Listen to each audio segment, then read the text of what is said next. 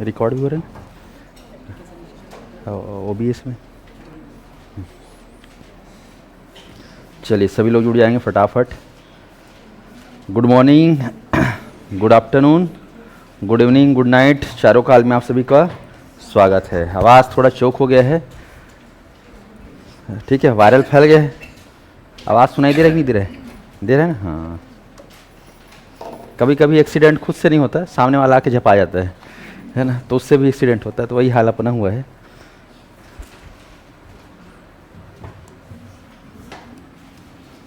चलो शुरू करते हैं, आप लोग तैयार हो जाइए।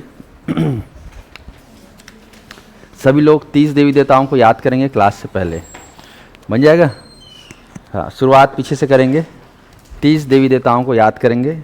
सीडीपी के कौन है 30 देवी देवता? पीछे। हाँ चलो बोल बाबू रे। जीन प्याजे और विलियम हिली और एरिक एरिक्सन और Woodworth, crow and crow, BF Skinner, Alfred बिने, सिगमंड फ्रायड, टाइडमैन, हाँ, और pestology, William James, lightener, Whitmer, हाँ थोड़ा नया नाम लगा ना, मस्त। हाँ मैडम ते हैं बताना।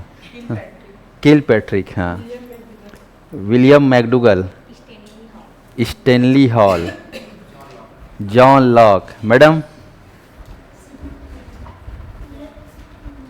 बोलो बोलो। Lev Vygotsky, John Dewey, very good, Abraham Maslow, Lawrence Kohlberg, C L Hull, क्या नाम? ग्रेगर जॉन मेंडल, सुकरात, और उन्होंने कार्ल रोजर्स और विलियम वुंट, वेरी गुड, हाँ, आसुबेल और अरस्तु, कॉलजेनिक, हाँ, और टॉलमैन एंड हेनरी एंड मुरे, प्लेटो, ठीक। ऑनलाइन वाले लोग सुन लिए? हाँ, तो इस प्रकार से हम लोगों ने सीडीपी के 30 आत्माओं को याद किया है। अब पढ़ाई शुरू करें। चलिए, क्या है, आप लोग को सिर दर्द लगता था ना वैज्ञानिक लोग के नाम, अब मज़ा आ रहा होगा ना? टिस्ट वैसे ही तुम लोग के दिमाग में चल रहा है अब। पहले क्या है, सुख सुख, ये 2-3 ठग सुर तक रहे, याद ही नहीं आता। सब तो याद है लेकिन ये वैज्ञानिक लोग का नाम नहीं आता मुँह में। अब देखना मजाक लगेगा। चलिए, हेडिंग डालेंगे, वृद्धि या फिर अभिवृद्धि और विकास के सिद्धांत।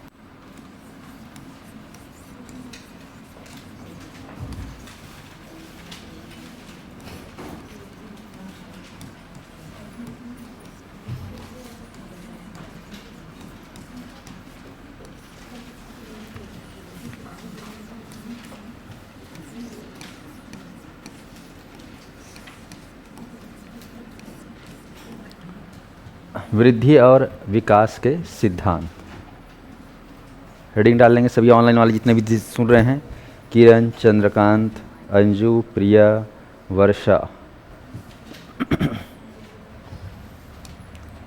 लिखेंगे। सिद्धांत को लेकर गैरिसन ने एक शानदार वाक्य कहा है।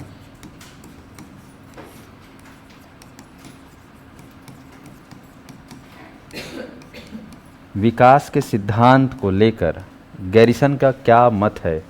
क्या बोले हैं भाई साहब? ध्यान से लिखेंगे। जब बालक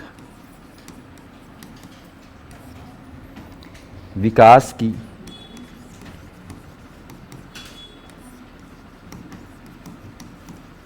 एक अवस्था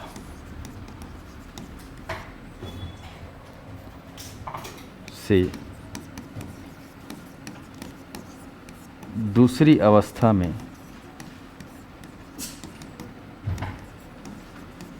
प्रवेश करता है,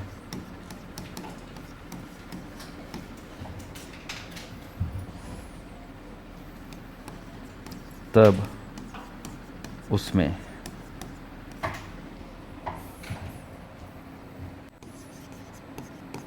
अनेक परिवर्तन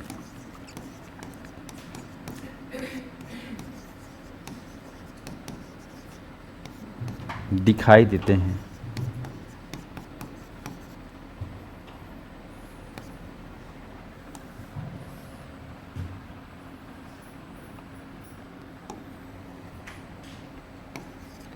ये परिवर्तन निश्चित सिद्धांतों के अनुसार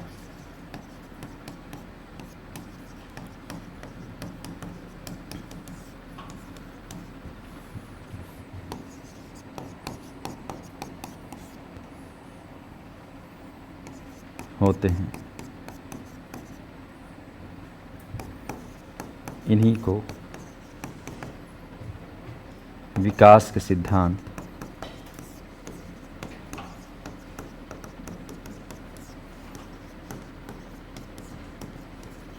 कहते हैं।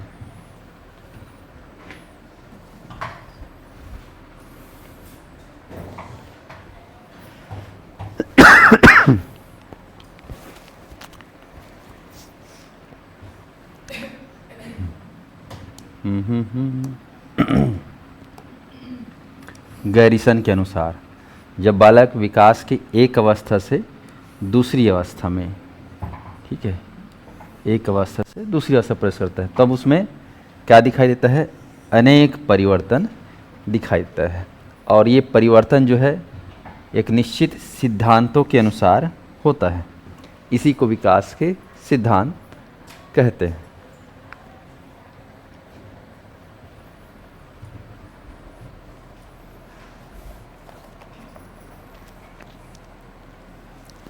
चलिए, तो विकास के सिद्धांत को आप लोग पॉइंट वाइज लिखेंगे।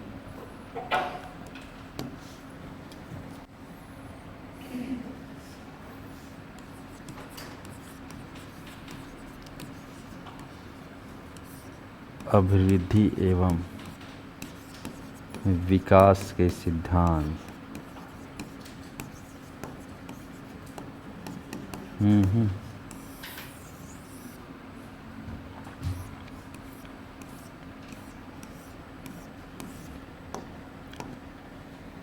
पहला,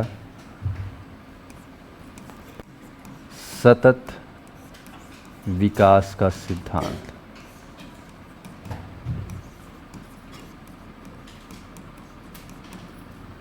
सतत विकास का सिद्धांत। दूसरा, विकास की विभिन्न गति का सिद्धांत।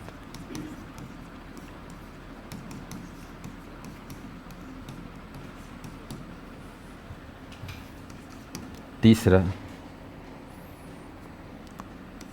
समान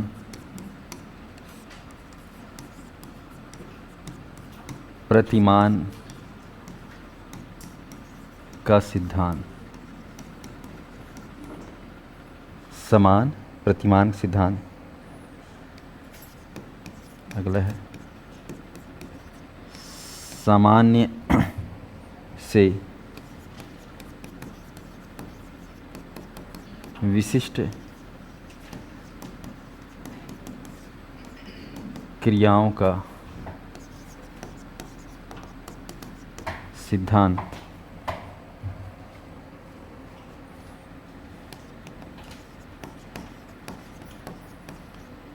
वैयक्तिक विभिन्नताओं का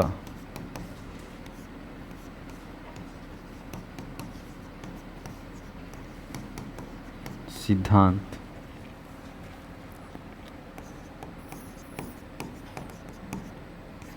परस्पर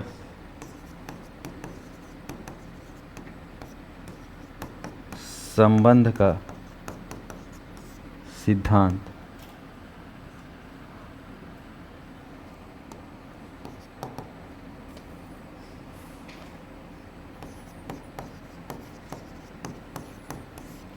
एकीकरण का सिद्धांत।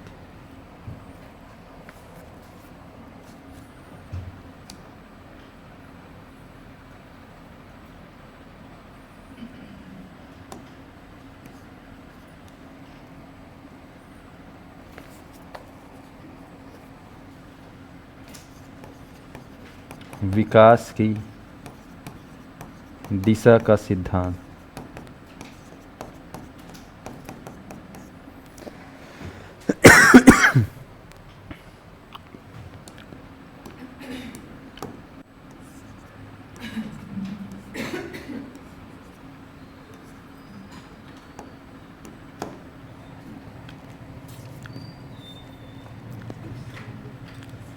वातावरण एवं वंशानुक्रम की अंतःक्रिया का सिद्धांत विकास क्रम का सिद्धांत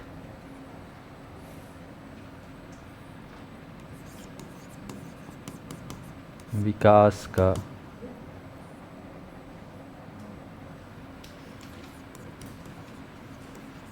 लंबवत न होकर वर्तुलाकार का सिद्धांत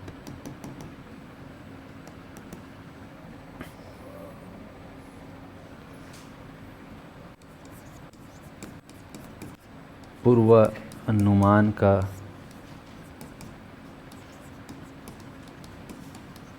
सिद्धांत, इसको भविष्यवाणी भी लिख सकते हो।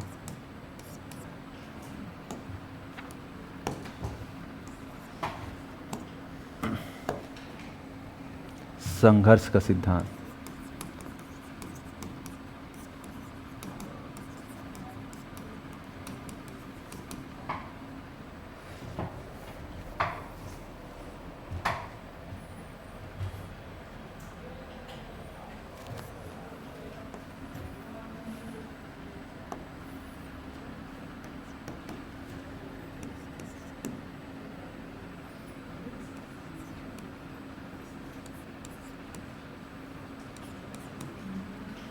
एक दो तीन चार, अच्छा गलत हो गया ना, ये 7 डबल हो गया है।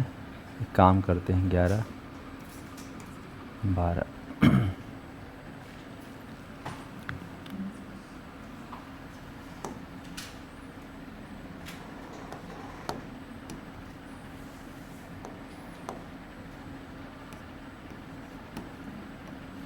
13 नंबर बना दिए।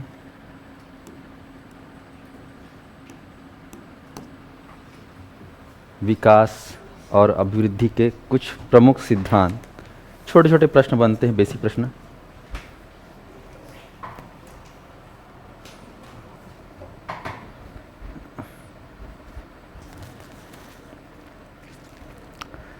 ऑनलाइन में जितने भी जुड़ रहे हैं सभी को समझ में आ रहा है क्लास? ऑनलाइन वाले एक बार कमेंट करके बताएंगे।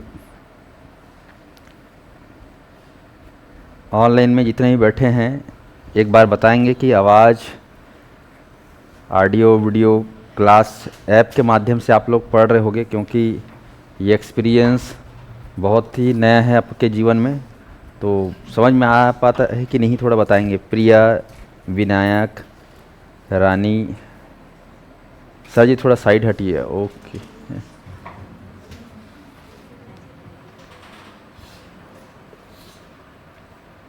ऑफलाइन वालों को टेंशन नहीं है, ऑनलाइन वालों को समझ में आ रहा है कि नहीं बताएंगे।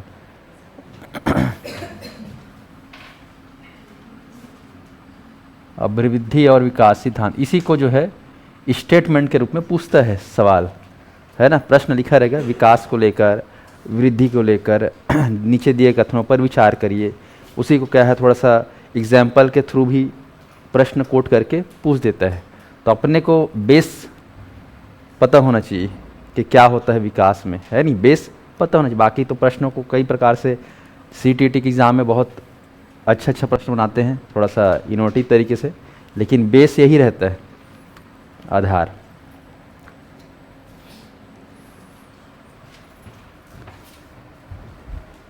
ठीक, चलिए तो मेरे साथ एक बार आप लोग रिवाइज करेंगे। वृद्धि और विकास के सिद्धांत क्या है, ठीक। ठीक है। जैसे आप लोग खाना खाने के सिद्धांत बताओ, खाना खाने का सिद्धांत क्या है? पहला सिद्धांत, खाना हाथ धो खाना चाहिए। अच्छा, ठीक है, पहला सिद्धांत। दूसरा, खाना खाते समय पानी नहीं पीना है। तीसरा, खाना खाते समय बात नहीं करना है। अच्छा, तीसरा सिद्धांत। और खाना पालथी मार के बैठ के खाना चाहिए, है ना, डाइनिंग टेबल बैठ के नहीं खाना चाहिए। और चबा चबा के खाना चाहिए, ठीक है ना। हाँ, ओके। पर सबसे पहला सिद्धांत बताऊं खाना खाने का, जब भूख लगे तब खाना चाहिए। है कि नहीं? हाँ, जबरदस्ती नहीं ठूसना है। हाँ, भूख लगे तब खाएं, पहला सिद्धांत। उसके बाद तो बाकी सिद्धांत जो बताया सब करेक्ट है। चलिए, तो ऐसे ही यहाँ पर वृद्धि और विकास के सिद्धांत है। मेरे साथ बोलते जाएंगे एकदम, मतलब उन चीज़ों को थोड़ा सा दिमाग में ना सेट करते हुए बोलना है। ऐसा नहीं कि बस बोल दिए, बोलो, थोड़ा महसूस भी करो।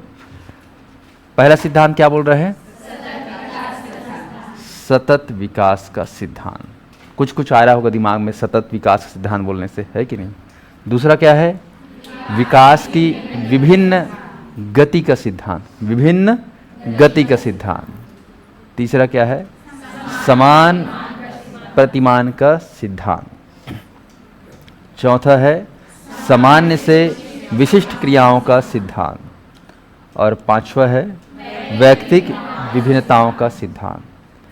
छठवा है परस्पर संबंध का सिद्धांत। सातवां है एकीकरण का सिद्धांत। आठवां बताओ वातावरण एवं वंशानुक्रम की अंतःक्रिया का सिद्धांत। नौवां क्या है? विकास क्रम का सिद्धांत। 10वां क्या है? विकास का लंबवत न होकर वर्तुलाकार का सिद्धांत। और 11वां क्या है? पूर्वानुमान का सिद्धांत, जिसको और क्या बोल सकते हैं? भविष्यवाणी। 12वां क्या है? संघर्ष का सिद्धांत। और 13वां मान लो विकास की दिशा का सिद्धांत। स्पष्ट हुआ? चलिए, आप ध्यान दीजिएगा, इन सिद्धांतों का थोड़ा सा एक्सप्लेन करते हैं।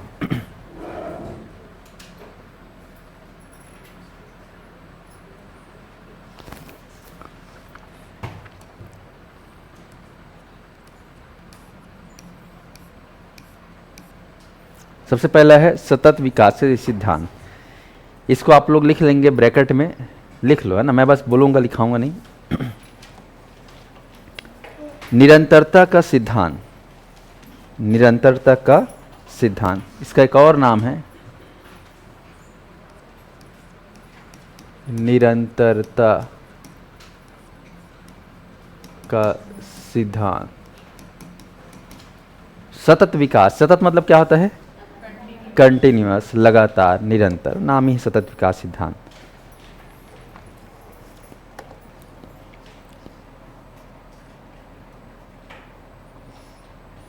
अच्छा, इसको एक काम करते हैं, डिफाइन करके लेते हैं, ताकि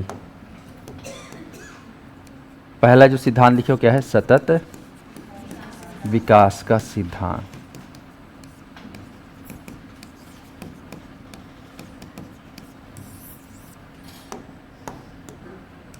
सतत मतलब होता है निरंतर, इसीलिए निरंतरता का भी सिद्धांत कहा जाता है।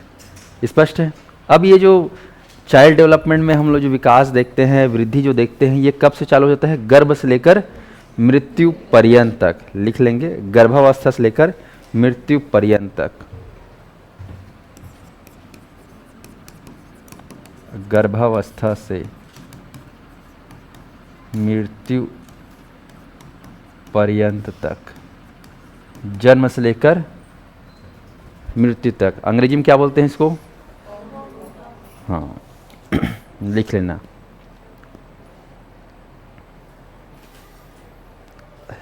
इसका मतलब ये है कि इंसान में या बच्चों में कोई भी परिवर्तन एकदम अचानक नहीं आता, ठीक है? आकस्मिक परिवर्तन नहीं होता। नोट करके लिख लेंगे इसको। विकास की प्रक्रिया में कोई भी परिवर्तन एकाएक नहीं होता है, वो परिवर्तन धीरे धीरे होता है। जैसे कैंसर का जो बीमारी है, आदमी को जो लगता है एकदम से तुरंत पकड़ता है कैंसर, बहुत ही धीरे धीरे वो कैंसर उभर कर आता है सामने, है ना। वो एक परिवर्तन है, एक रोग है। वैसे ही परिवर्तन जो है आकस्मिक नहीं होता, बल्कि ये धीरे धीरे स्टार्ट होता है। याद रहेगा, एकाएक नहीं होता है। और बच्चों में जो विकास है, जो सतत विकास हम बात करते हैं, ये शुरुआत के, है ना, लिख सकते हो, प्रारंभ के 3 वर्ष में सर्वाधिक गति से, उसके बाद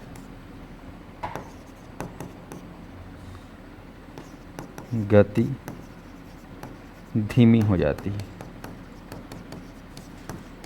ये लिख लेंगे। प्रारंभ के 3 वर्ष में कोई भी बालक का विकास जो होगा, रेट ऑफ ग्रोथ या रेट ऑफ डेवलपमेंट कह सकते हो, वो क्या रहेगा, बहुत ही तेज रहेगा।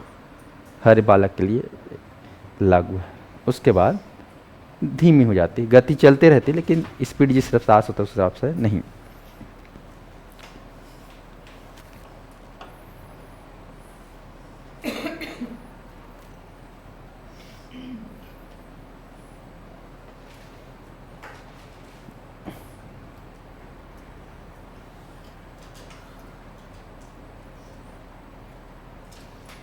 चलिए, दूसरा पॉइंट है यहाँ पर, विकास की विभिन्न गति का सिद्धांत। अब ध्यान दीजिएगा, विकास की विभिन्न गति के सिद्धांत का मतलब ये समझना है हमको कि जितने भी बच्चे हैं, सबकी जो गति होगी विकास की, वो क्या होगी, अलग अलग होगी। जैसे कोई बच्चा शुरुआत में पैदा जब होता है वो छोटा सा रहता है, तो ग्रोथ भी उसका छोटा सा होता स्टार्ट होगा। कई बच्चे शुरू में बड़े रहते हैं तो ग्रोथ भी बड़ा बड़ा होता है, कहना चाहिए। मतलब हर बच्चे का जो गति है विकास को, क्या होगा, अलग अलग होगा। इसलिए बोला गया है यहाँ पर विभिन्न गति। क्या बोला गया है, विभिन्न गति। विकास की जो गति है वो क्या है, विभिन्न है, भिन्न भिन्न है, सब इंसान के लिए भिन्न भिन्न। तभी तो सब लोग का हाइट अलग अलग है, सब लोग का हेल्थ अलग अलग है, सब लोग का रंग अलग अलग है, सबका अलग अलग है कि नहीं। क्योंकि यहाँ पर विकास की जो गति है वो भी क्या है, विभिन्न होती है। स्पष्ट है, ये एक सिद्धांत समझने वाला है, बाकी इसमें कोई बहुत बड़ा लॉजिक नहीं है। तो विकास की जो गति है वो विभिन्न गति होती है, ये कहा गया। तीसरा है समान प्रतिमान का सिद्धांत। इस सिद्धांत में लिख लेंगे, इसके सिद्धांत के जो जनक है। अच्छा, हेलो, हाँ, हम्म, हाँ हाँ हाँ, ले, हाँ हाँ कर ले, वरना है नहीं, अब निकालना तो पड़ेगा ही, आज नहीं तो कल। हम्म, हम्म, हम्म, हम्म,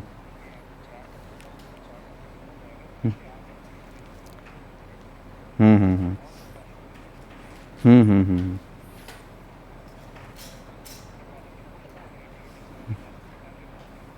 हम्म, हम्म, सच, हम्म,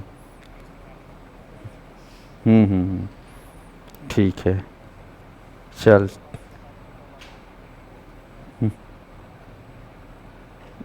हम्म, लेन बताता हूँ, मैं क्लास में हूँ अभी। ठीक है, हाँ हाँ हाँ, ठीक है, हाँ हाँ, ठीक।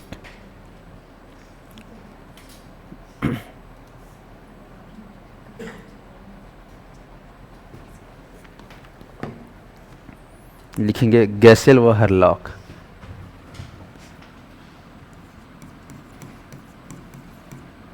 गैसेल व हरलॉक कौन सिद्धांत दिए हैं, समान प्रतिमान का सिद्धांत, गैसेल व हरलॉक।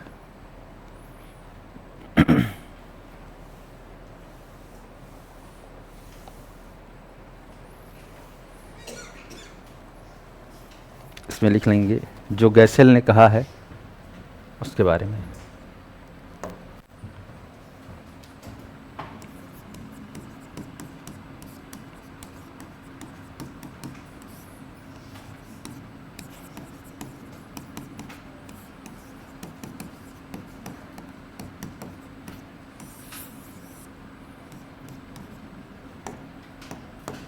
समान प्रतिमान के विकास सिद्धांत गैसेल और गैसेल के अनुसार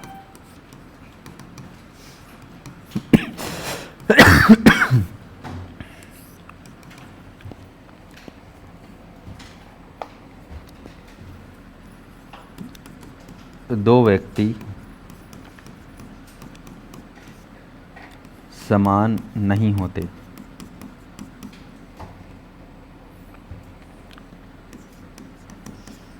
लेकिन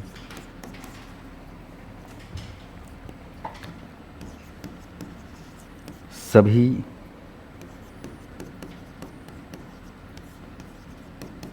सामान्य बालकों में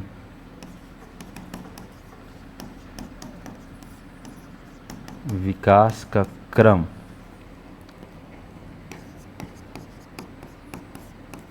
समान होता है।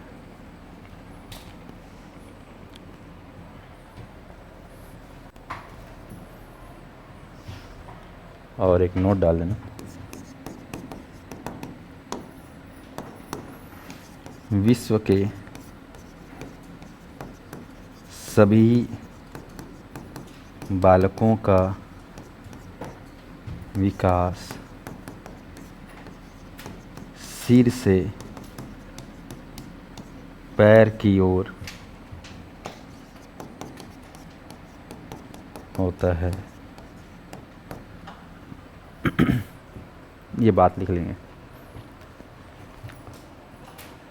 समान प्रतिमान के विकास सिद्धांत के प्रतिपादक गैसेल और हर्लॉक है, पर गैसेल ने अपना एक स्टेटमेंट दिया, दो व्यक्ति समान नहीं होते हैं, लेकिन सभी सामान्य बालकों में विकास का जो क्रम है वो तो क्या है, समान होता है। नोट करके डालेंगे, विश्व के सभी बालक जितने भी दुनिया में पैदा हो रहे हैं, चाहे वो ऑस्ट्रेलिया में पैदा हो, चाहे अमेरिका में, चाहे ब्रिटेन में, सभी बालकों का विकास सिर से पैर की ओर होता है।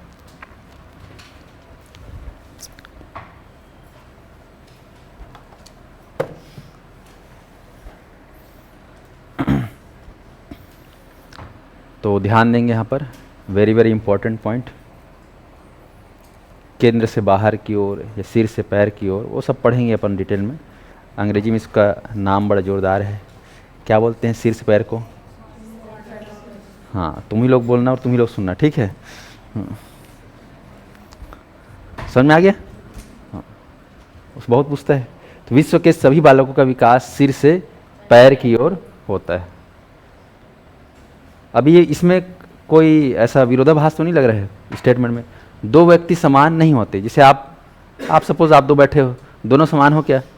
नहीं हो, है कि नहीं? मान लो आपकी दोनों की उम्र 25-25 होगी, लेकिन दोनों समान नहीं हो, आदत व्यवहार सब दोनों का अलग अलग होगा, है ना, हाव भाव अलग अलग होगा। तो दो व्यक्ति समान नहीं होते, ये भी मान रहा है कौन? गैसेल मान रहा है। लेकिन सभी बालकों में विकास का जो क्रम है वो क्या होता है? समान होता है। सिंपल सी हम बात करते हैं कि शैशवावस्था के बाद कौन सी अवस्था आती है? बाल्यावस्था। बाल्यावस्था के बाद क्या आता है? किशोरावस्था। किशोरावस्था के बाद क्या आता है? प्रौढ़ावस्था। तो ये जो क्रम है क्या आप लोगों में अलग अलग हुआ है ना? उसी तरीके से हुआ, उसी चरणबद्ध तरीके से, बस किसी का रफ्तार किसी का वो थोड़ा सा अलग अलग था, लेकिन जो क्रम है वो क्या है? विकास का जो क्रम है वो क्या है? सब में समान है। तो विकास का क्रम समान होना क्या कहलाता है? समान प्रतिमान। मतलब एक ही मॉडल से एक ही तरीके से क्या हुआ? बच्चों का विकास हुआ, शैशवावस्था से बाल्यावस्था, बाल्यावस्था, तो तरीका क्या है बढ़ने का? एक जैसा है, हालांकि दोनों अलग अलग हैं। और विश्व के सभी बालकों का विकास सिर से पैर की होना ये दर्शाता है क्या? समान प्रतिमान के विकास के सिद्धांत को। प्रूव हुआ? स्पष्ट है ना? बोला जाता है कि माँ के गर्भ में बच्चे का जब विकास होता है तो सबसे पहले उसका क्या बनता है? पेट में पैर बनता है कि पेट बनता है? सिर बनता है। क्या बनता है? सिर बनता है। यानी कि इंसान का सिर को बनने में सबसे ज़्यादा टाइम लगता है। मतलब भाई तभी तो स्टार्ट वहीं से हो रहा है ना, सिर से हो रहा है। अब बोलोगे पैर लंबा होते हैं इंसान का, पैर से स्टार्ट होना चाहिए। पेट बड़ा होता है तो पेट पहले बनना चाहिए, साइज के हिसाब से, लेकिन नहीं, सबसे पहले क्या बनता है? सिर बनता है। क्यों बनता होगा? थोड़ा दिमाग लगाओ। सिर को पहले भगवान ने क्यों बनाया? सिर का विकास सबसे पहले क्यों हो रहा है? हाथ पैर नाक मुख मतलब कि क्यों नहीं हो रहा है? पेट वेट का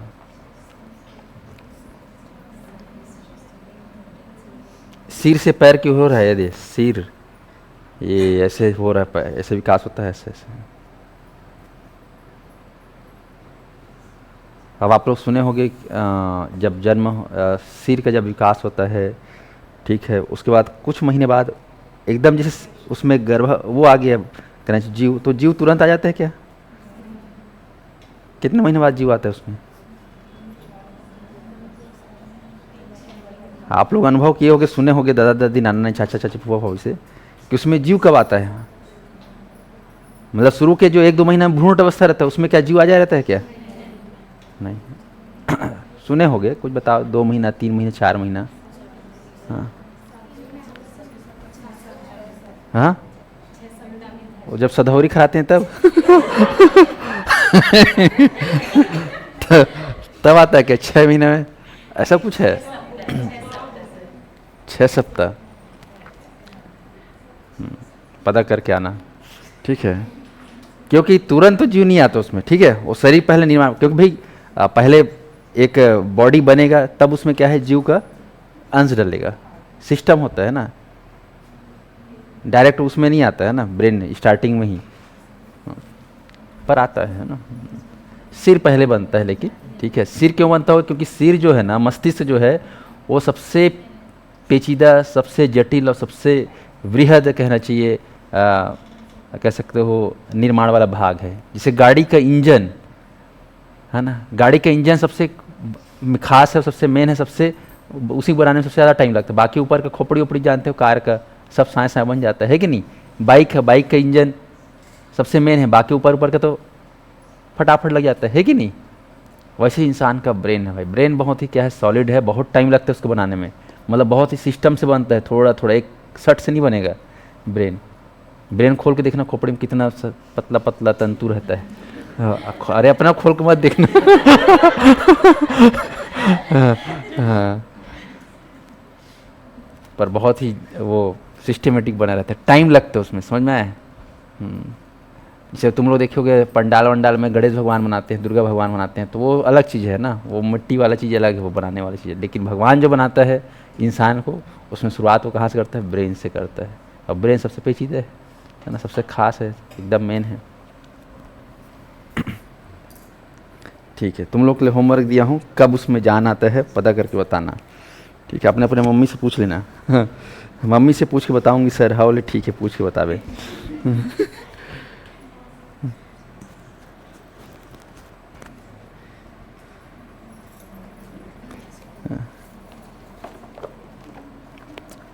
चलिए आगे बढ़ते हैं। अगला है सामान्य से विशिष्ट क्रियाओं का सिद्धांत। सामान्य से विशिष्ट क्रिया, सामान्य क्रिया से विशिष्ट क्रिया का सिद्धांत, उस पर आप फोकस करना है। सामान्य से विशिष्ट क्रिया का सिद्धांत।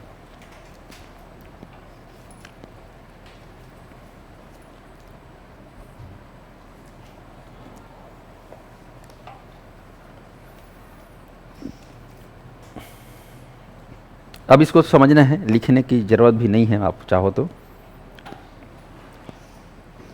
मतलब इसमें लिख सकते हो आप लोग। बालक जो है, सर्वप्रथम बालक सामान्य क्रिया से विशिष्ट क्रिया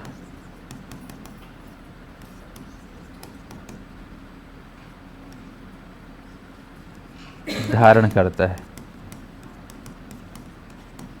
अब इसको एकदम बेसिक समझिए, हर बालक या हर बच्चा सामान्य क्रिया से विशिष्ट क्रिया करता है।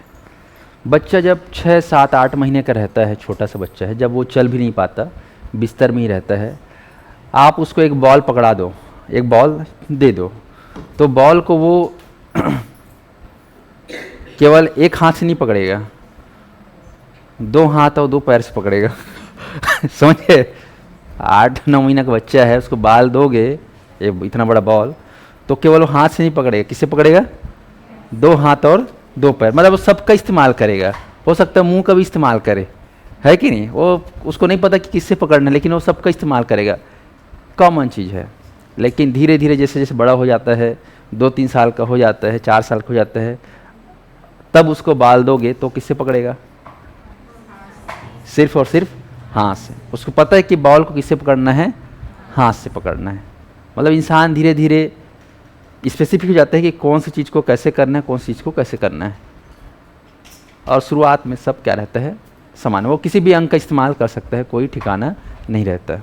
ऐसे ही इंसान में देखोगे तो शुरू में हर बच्चे समान रहते हैं, एक जैसे रहते हैं। बच्चे तो बच्चे होते हैं, मन के सच्चे होते हैं, ऐसे बोलते नहीं बोलते हैं? हर बच्चे भगवान का रूप होता है बोलते हैं, हर बच्चे मन के कच्चे होते हैं बोलते हैं।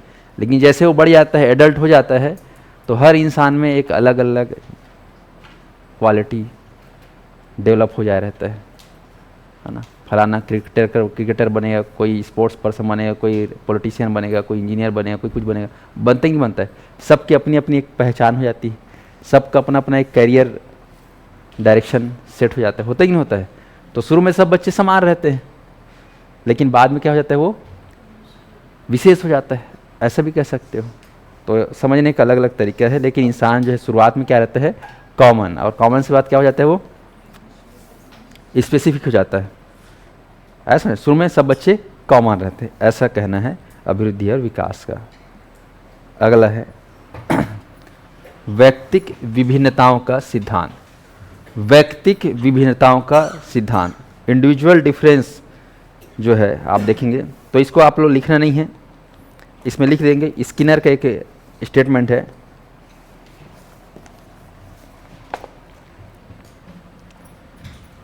लिख लेंगे आप लोग स्किनर को लेकर। स्किनर के अनुसार, मैं लिख नहीं रहा हूँ, आप लोग लिखेंगे, मैं बोल रहा हूँ उसको।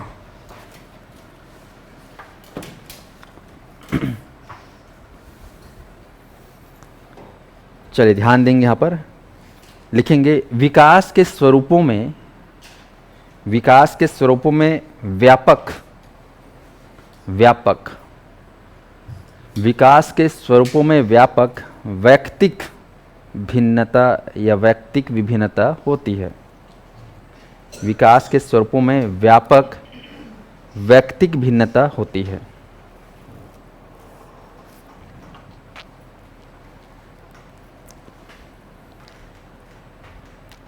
लिखेंगे एक ही आयु के 2 बालक व बालिकाओं में, एक ही आयु के 2 बालक व बालिकाओं में शारीरिक मानसिक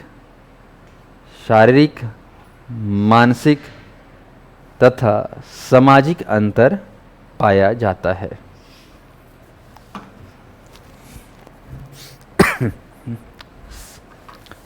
शारीरिक, मानसिक, सामाजिक अंतर पाया जाता है।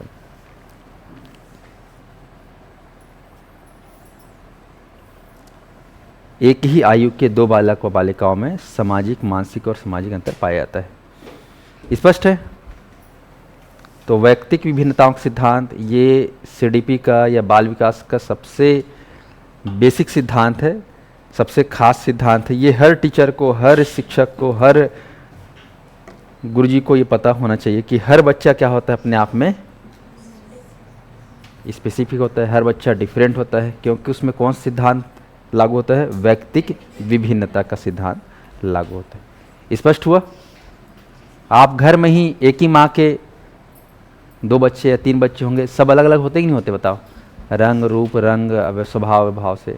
एक क्लास में 5वीं क्लास पढ़ा रहे, 5वीं क्लास में लगभग सबका डेट ऑफ बर्थ एक ही ईयर का रहेगा, सेम ईयर का, है ना? 2020 में पैदा हुए सब लगभग उस क्लास वाले 2019, 20, 21 वाले ही होंगे, लेकिन सब के सब क्या होते हैं? अलग अलग स्वभाव के होते हैं। शारीरिक रूप से भी अलग होते हैं, मानसिक रूप से भी अलग होते हैं, संवेगात्मक रूप से अलग होते हैं। तो ये सिद्धांत आप लोग को समझ में आ गया होगा। अगला है परस्पर संबंध का सिद्धांत। परस्पर संबंध का सिद्धांत,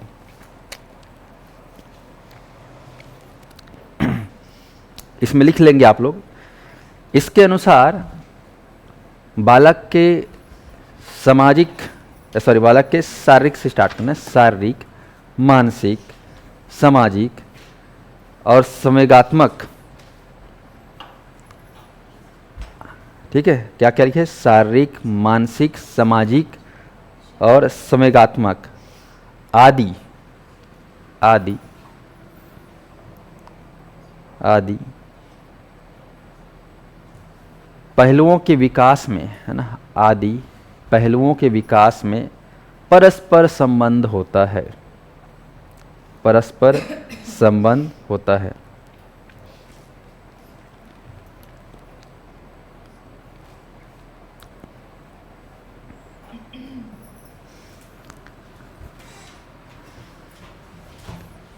क्या क्या लिखे हो? शारीरिक, मानसिक, सामाजिक,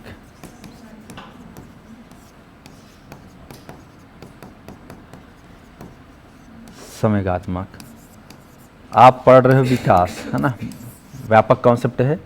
तो विकास में शारीरिक, मानसिक, सामाजिक और संवेगात्मक, इन सभी में क्या होता है? परस्पर संबंध होता है।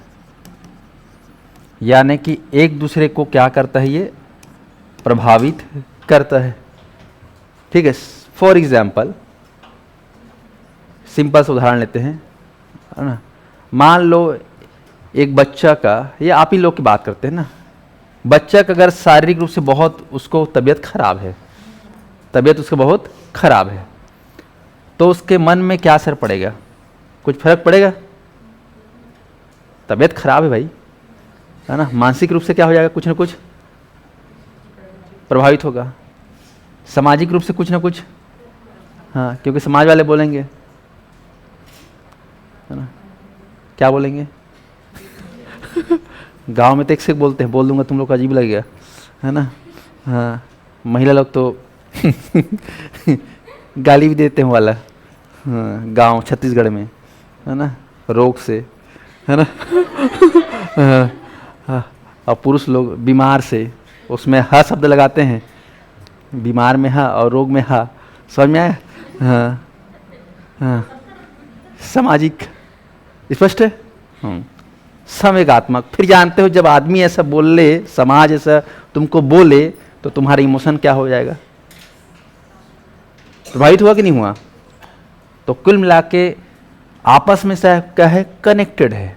कनेक्टेड है कि नहीं कनेक्टेड है ना। इंसान का अगर शारीरिक कुछ भी हो रहा है ऊपर नीचे, तो उसका मानसिक, उसका सामाजिक, उसका इमोशंस, है ना, भावना, संवेगात्मक मतलब भावना, संवेगात्मक क्या हो जाएगा? कहीं ना कहीं, है ना, प्रभावित होगा। इसीलिए बोला गया है विकास के जितने भी पहलू है सब आपस में क्या है?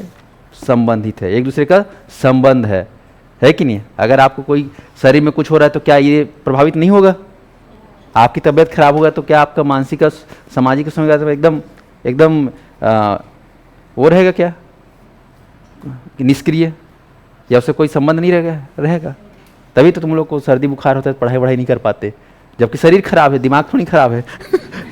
लेकिन बोलोगे सर सर्दी खांसी बुखार से दिमाग भी खराब हो गया, मन भी खराब हो गया, बोलते कि नहीं बोलते हो? तो सब क्या है? आपस में जुड़ा हुआ है, सबका आपस में क्या है? संबंध है। स्पष्ट समझ में आया? चलिए, तो ये हो गया आपका परस्पर संबंध का सिद्धांत। एक चीज इसमें कहा जाता है कि तीव्र बुद्धि वाले बालक के मानसिक क्रिया के साथ साथ उसका सामाजिक और शारीरिक विकास भी तीव्र गति से होता है। इसको सुने रहना, या लिख सकते हो कि जिस बालक का बुद्धि तीव्र है, ठीक है, यहाँ पे एक लिख सकते हो एक उदाहरण के लिए कि जिस बालक का बुद्धि, ध्यान रखना है, एक है तीव्र और एक है मंद। आप खुद सोचिए कि अगर कोई भी बालक, कोई भी बच्चा, एक का बुद्धि क्या बहुत ही तीव्र है, बहुत ही कुशाग्र है, बहुत ही शानदार है, प्रखर है, और एक का बुद्धि क्या बिल्कुल मंद है। आप बताइए कि जिसका बुद्धि बहुत ही तीव्र है उसका ये जो चीज़ है शारीरिक, मानसिक, सामाजिक, संवेगात्मक विकास कैसे होगा? अच्छा होगा, सही दर पे होगा, है ना। लेकिन ऐसा बालक जिसका बुद्धि मंद है, उनका ये शारीरिक, मानसिक, सामाजिक, संवेगात्मक तुलनात्मक रूप से तीव्र वाले से कैसा होगा बताओ? कम होगा, ठीक है, नहीं होगा। स्पष्ट है? तो यहां पर बुद्धि का भी क्या हुआ? अहम रोल हुआ, है नहीं? बुद्धि बहुत बड़ा फैक्टर है। अगर बुद्धि, तो बुद्धि कमजोर होना भी बहुत बड़ा दुर्भाग्य है, क्योंकि उससे सीधा सीधा ये सब चीज क्या पड़ता है? प्रभावित पड़ता है। तो बुद्धि का जो संबंध है आप देख रहे हो कैसे, सामाजिक, मानसिक। इसीलिए आप बोलते हैं कि बुद्धि सही हो, इसलिए बोलते हैं हे भगवान हमें सद्बुद्धि दो। बोलते नहीं बोलते? तो सद्बुद्धि हो, अच्छी बुद्धि हो, ताकि हमारा शारीरिक, मानसिक वो सारी चीज़ें क्या हो? अच्छा हो, है ना? आगे बढ़ें। तो ये विकास का परस्पर सिद्धांत। उसके बाद क्या है अगला सिद्धांत? एकीकरण का सिद्धांत। एकीकरण का सिद्धांत,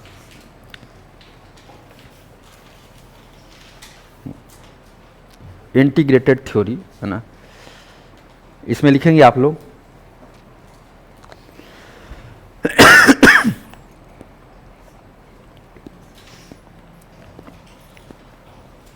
बालक का विकास सामान्य से विशिष्ट की ओर, सामान्य से विशिष्ट की ओर और विशिष्ट से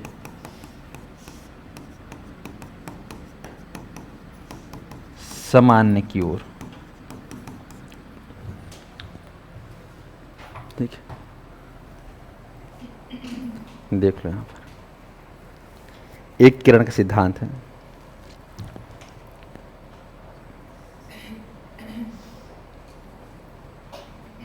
एकीकरण का सिद्धांत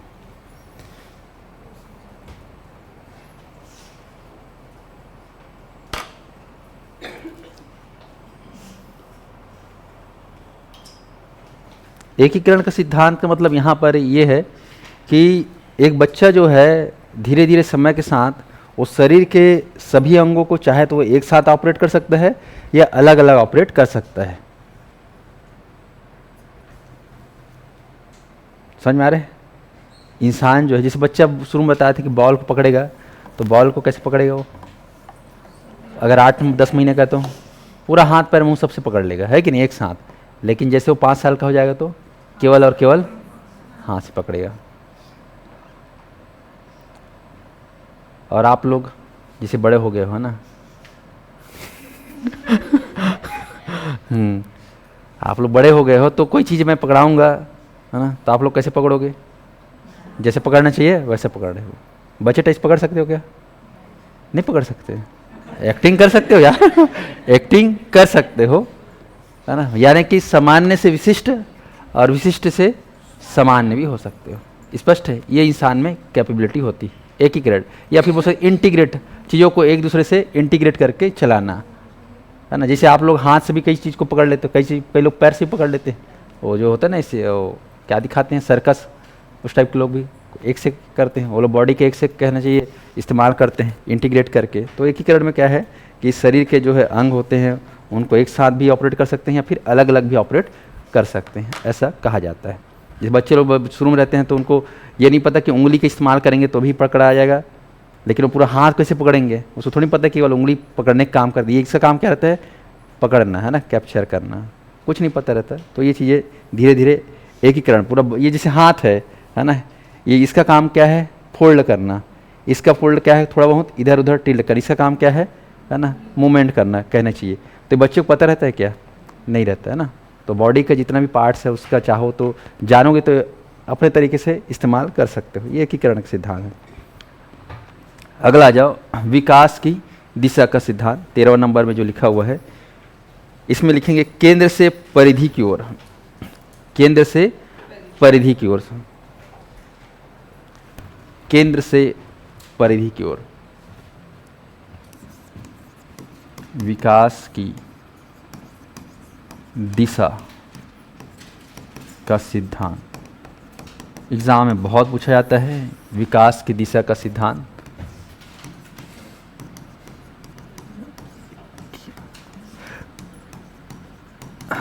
केंद्र से परिधि की ओर, सिर से पैर की ओर, है ना।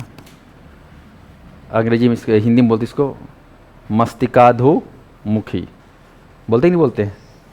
मस्तिष्क से नीचे, अधो मतलब होता है नीचे की ओर।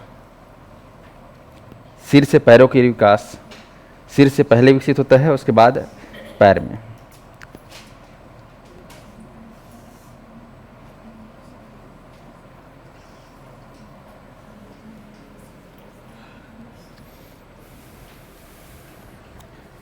हमारा हाथ क्रेन जैसा काम करता है सर। अच्छा, क्रेन ठीक।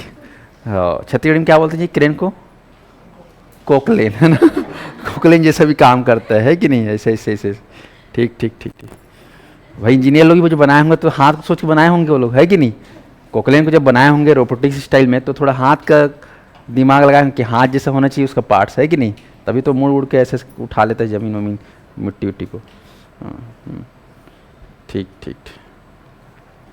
तो विकास की दिशा का जो सिद्धांत आप सभी जानते हैं कि केंद्र से परिधि की ओर होता है। ऐसा थोड़ा नहीं कि परिधि से केंद्र की ओर होता है, नहीं। हर इंसान का, हर बच्चे का जो विकास होगा वो एक निश्चित दिशा के हिसाब से होगा, और वो दिशा क्या है? केंद्र से परिधि की ओर, सिर से पैर की ओर। इसको बोलते हैं मस्तिकाधोमुखी। अंग्रेजी में क्या बोलते हैं? कैफे कोडल। ऐसे अगला लिखो, वंशानुक्रम व वातावरण की अंतःक्रिया का सिद्धांत। समझना है ना, वातावरण एवं वंशानुक्रम के अंतःक्रिया का सिद्धांत। हो गया क्या? तो विकास के सिद्धांत में बालक का विकास पूरा पूरा डिपेंड रहता है वंश पर, है कि नहीं? जैसा वंश होगा वैसा उसका विकास होगा, जैसा वातावरण होगा वैसा उसका विकास होगा। लेकिन यहाँ पर पॉइंट ये है कि वातावरण और वंशानुक्रम में दोनों के बीच में क्या होता है? अंतःक्रिया होता है। दोनों के बीच में क्या होता है? अंतःक्रिया। ये दो अलग अलग चीज़ें हैं, दोनों के बीच में एक्शन रिएक्शन होता है, जिसके परिणाम स्वरूप क्या है? विकास प्रभावित होता है कि नहीं? तो वंशानुक्रम और पर्यावरण दोनों जो है आपस मिलकर बच्चे के विकास को प्रभावित करते हैं। दो इम्पोर्टेंट फैक्टर हैं। उसके बाद क्या है? विकास क्रम का सिद्धांत। तो यहाँ पर विकास क्रम का सिद्धांत में आप लोग ये समझना कि बच्चे का जो है या कोई बालक का जो है गमन और भाषा, लिखोगे गामक और भाषा। गामक, गामक, गामक मतलब होता है जो मूवमेंट करते हैं हम लोग, चलना फिरना दौड़ना, ये जो मूवमेंट होता है कि नहीं? बच्चा क्या पैदा होते ही दौड़ना सीख जाता है क्या? हाँ, ले देखो तो वो बैठना सीखता है, फिर उठना सीखता है, फिर मड़ियाना सीखता है, फिर दौड़ना सीखता है, उसके बाद और तेज़ दौड़ता है। कहने का मतलब तो जो गामक प्रक्रिया है, जो मूवमेंट प्रक्रिया है, वो निश्चित क्रम में होता है ही नहीं होता है? ऐसे ही भाषाई प्रक्रिया है ना। भाषा जो है मतलब बोलने का, शुरू में बच्चा क्या है? आवाज़ ही निकालता है, केवल रोना जानता है कि नहीं? धीरे से फिर हंसना भी जानेगा, धीरे से फिर एक एक दो दो शब्द बोलेगा, फिर उसके बाद बोलने का जो है पूरा भाषा आ जाता है उसको। तो विकास के क्रम में गामक और भाषा संबंधी विकास भी एक निश्चित क्रम में होता है। गामक और भाषाई विकास एक निश्चित क्रम में, लिखेंगे इसमें विकास क्रम में भाषाई और गामक जो प्रक्रिया है वो एक निश्चित क्रम में होता है। इतना लिख लेंगे, काम चल जाएगा। उसके बाद है विकास का लंबवत न होकर वर्तुलाकार सिद्धांत। वर्तुलाकार सिद्धांत बहुत ही खास है। विकास एकदम डायरेक्ट लंबवत नहीं होता, बल्कि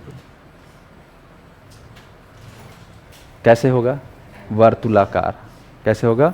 वर्तुलाकार।